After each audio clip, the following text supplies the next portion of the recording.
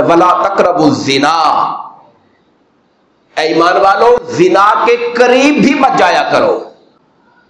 یہ نہیں کہا زنا نہ کرو، زنا کے قریب بھی نہ جاؤ. قریب جانے کا مطلب کیا ہے کہ وہ کام جو انسان میں بے حیائی کی تحریک پیدا کرتے ہیں، اندر شوق ڈالتے ہیں اور پھر قدم ادھر کو اٹھتے ہیں، ان چیزوں کی طرف بھی نہ جاؤ. وہ انسان کا کسی پہ نظر ڈالنا ہے بری نیت سے، کسی کو دیکھنا، یہ دیکھنا نظر جو ہے یہ انسان کو بے حیائی کی طرف لے جائے گی. کوئی ایسی باتیں سننا، کان لگا کے کسی کی باتیں سننا، گانوں فحش قسم کی چیزوں کا سننا، جس سے نفس کو تحریک ملے اور انسان بے حیائی کی طرف جائے، یہ زنا کے قریب لے جانے والی چیزیں ہیں. بے پردگی کا اظہار کرنا یہ زنا کے قریب لے جانے والی چیزیں ہیں. کَإِنَّهُ كَانَ فَاحِشَةً وَسَاءَ سَبِيلًا، یہ جو زنا اور بدکاری ہے یہ شدید ترین بے حیائی ہے اور بدترین رستہ ہے. اس سے بچنا، اس طرف نہ جانا. اللہ تعالیٰ نے اس بدکاری اور زنا سے لوگوں کو بچانے کے لیے خدا نے پھر احکامات دیے تاکہ لوگ اس چیزوں کی طرف نہ جائیں جو ادھر لے کر جائیں. میں سورہ النور ہی کی کچھ آیات ہیں، ان کا آپ کے سامنے مفہوم رکھنا چاہتا ہوں، ترجمہ چونکہ وقت تھوڑا ہے.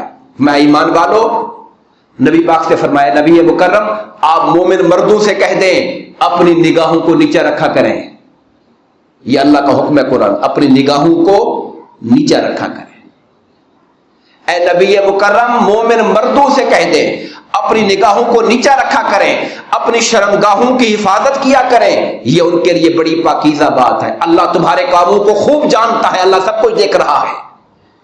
اور اے نبی مکرم مومن عورتوں سے کہہ دیں وہ بھی نگاہوں کو نیچا رکھا کریں، شرمگاہوں کی حفاظت کیا کریں. اچھا، دو حکم کٹھے آ رہے ہیں، نگاہوں کو نیچے رکھا کریں، شرمگاہوں کی حفاظت کیا کریں. معلوم یہ ہوا کہ نگاہوں کا جو تکنا ہے اس کا کوئی تعلق ہے انسان کی شرمگاہوں کے ساتھ، جو کہ اللہ دونوں باتوں کو کٹھے حکم دے رہا ہے کہ نگاہوں کو نیچا رکھو، شرمگاہ کی حفاظت کرو. شرمگاہوں کی حفاظت کے لیے نگاہوں کا نیچے رکھنے کا کوئی لنک ہے، اس لیے اللہ تعالیٰ دونوں باتوں کو کٹھے جوڑ کے بیان فرما رہا ہے. اور آگے عورتوں کو مخاطب کیا، اپنی آرائش و زیبائش کو ظاہر نہ کیا کرو.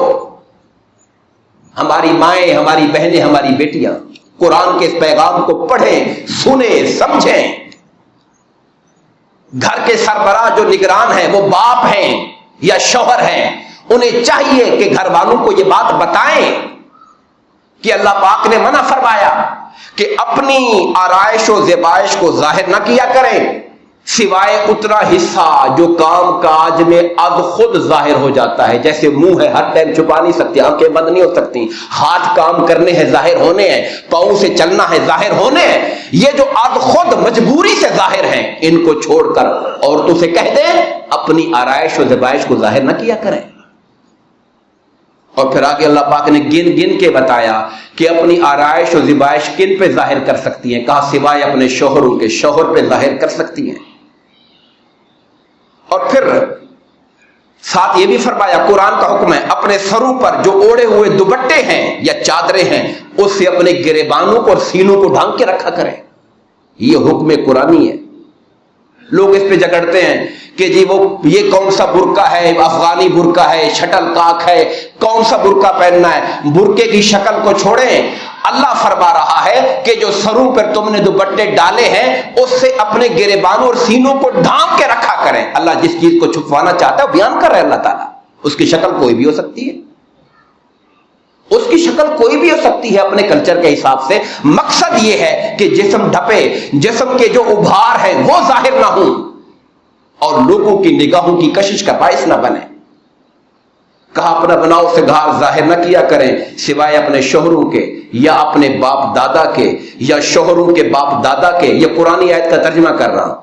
یا اپنے بیٹوں کے، اولاد ہے، یا اپنے شوہر کے بیٹے جو ستیلی اولاد ہے، اپنے بھائی، بھتیجے، بھانجے، یا اپنے گھر کی نوکرانیاں یا جو مسلمان عورتیں ہیں. اور فرمایا کہ جو چھوٹے بچے بھی ہیں اگر انہیں بھی عورتوں کی باتوں کا پتہ چل گیا ہے، ان چیزوں کو جاننے لگ گئے تو ان کے سامنے بھی زیب و زینت ظاہر نہ کریں.